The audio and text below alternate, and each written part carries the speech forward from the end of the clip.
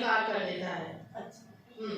तो उसे लोग समझते हैं मन पे अधिकार कर लेता है, हमारा व्यवहार अस्वाभाविक हो जाएगा, अजीब अजीब सी हम बातें कर रहे हैं, लोग कहते हैं उसके आत्मा ने अधिकार कर लिया उसके शरीर पर। और कई बार क्या होता है, वही फिर हम आ जाते हैं अंधविश्वास पे। तो कई बार वास्तव में मानसिक बीमारियां होती हैं, वास्तव में। तो मानसिक बीमारियों का जैसे कि मैंने बताया आपको कि अंधविश्वास, लोगों का स्वार्थ, तो बहुत ऐसे स्वार्थी लोग होते हैं जो कि उन मानसिक बीमारियों को कह देते हैं कि अरे इस पे तो भूत प्रेत चढ़ा हुआ है, ऐसा ऐसा करो, क्या क्या करो, पता नहीं चप्पल सुखाओ, क्या क्या करो, तो भूत प्रेत उतर जाएगा और परेशान किया जाता है। ऐसा कुछ नहीं होता, उसका मानसिक रोग और बढ़ जाता है और उसका पैसा कमा जाते हैं उससे। तो एक तो ये बात होगी। दूसरी बात क्या है कि आत्मा तो है ही है, ठीक है, ये तो बाबा जी ने भी कहा है।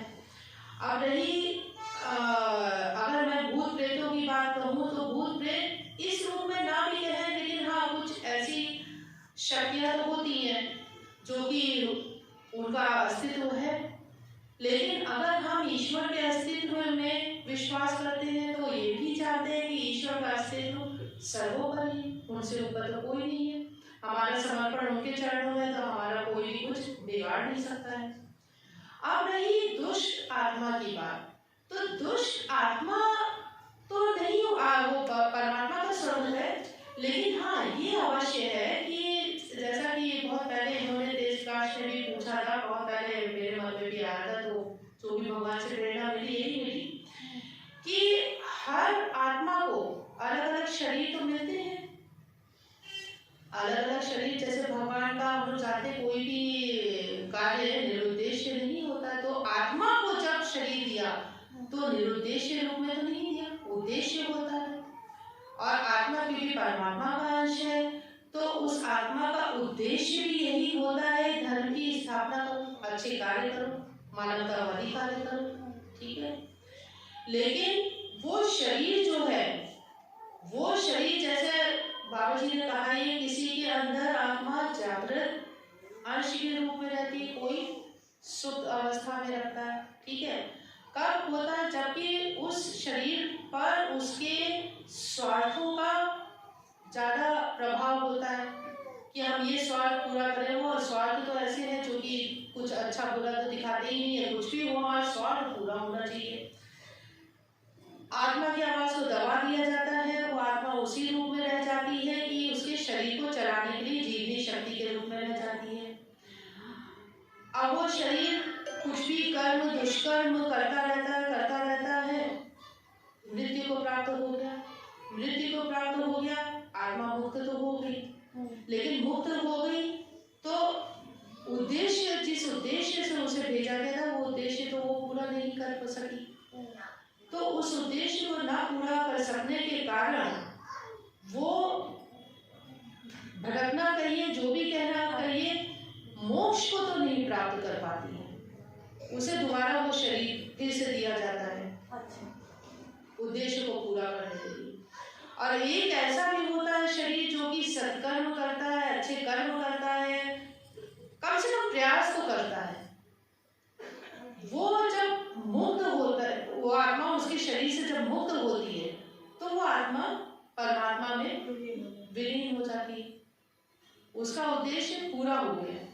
तो इसीलिए अगर आत्मा मतलब हमारे शरीर का अगर उद्देश्य है तो आत्मा का भी उद्देश्य है। आप उसका भटकना कह लें, चाहे मुक्ति के लिए उसका कुछ क्षण रहना कह लें, और वो हमारे अगर पास आती है तो मुक्ति की कामना ही लेकर आती है, उसे भय नहीं करना चाहिए। अगर हम उसके क्षेत्र में कुछ ऐसा करेंगे जो सही नहीं है तो वो हमारे क्षेत्र में भी आएगी, तो भय नहीं करना है।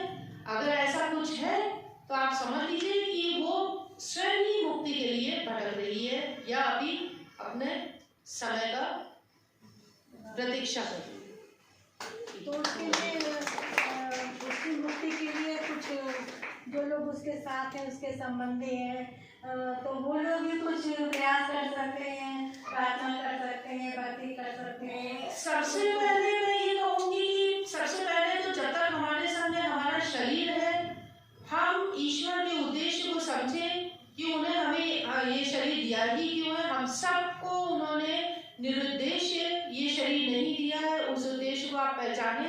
इस क्षण का आप न प्रतीक्षा करें कि मृत्यु होगी तब हमारी आत्मा भटके ना भटके, या उसके लिए कुछ ऐसे वो किए जाए, ऐसे ढंग के कुछ कार्य। तो शरीर रहते अगर आप करेंगे तो आपके इस जन्म में भी आप भगवान को प्राप्त करेंगे, और अगर आपको पुनर्जन्म प्राप्त भी हुआ तो वैसे तो मोक्ष को अगर आप बहुत भगवान के उसमें क्षेत्र में आगे आ गए तो आपकी आत्मा को मोक्ष प्राप्त हो जाएगा। लेकिन पुनः अगर आपके पुनर्जन्म भी प्राप्त हुआ तो अवश्य ही आपको ऐसा जन्म प्राप्त होगा जो कि सुख शांति से, जो ये कहना चाहिए आध्यात्मिक रूप में भरा पूरा होगा।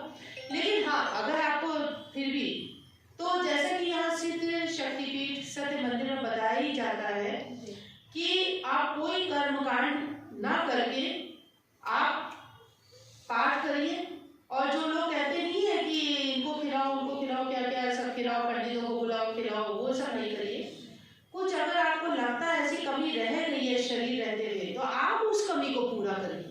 जैसे होता नहीं है, हमारे माता पिता का कोई उद्देश्य या कोई ऐसा चीज रह जाती है तो हम कहते हैं हम पूरा करेंगे उसे। ठीक है, आप पूरा करिए। अगर हमारे जो परम पिता हैं उनका उद्देश्य पूरा होने में कोई कमी रह गई है, आप जाके मानवता के कर्म करिए।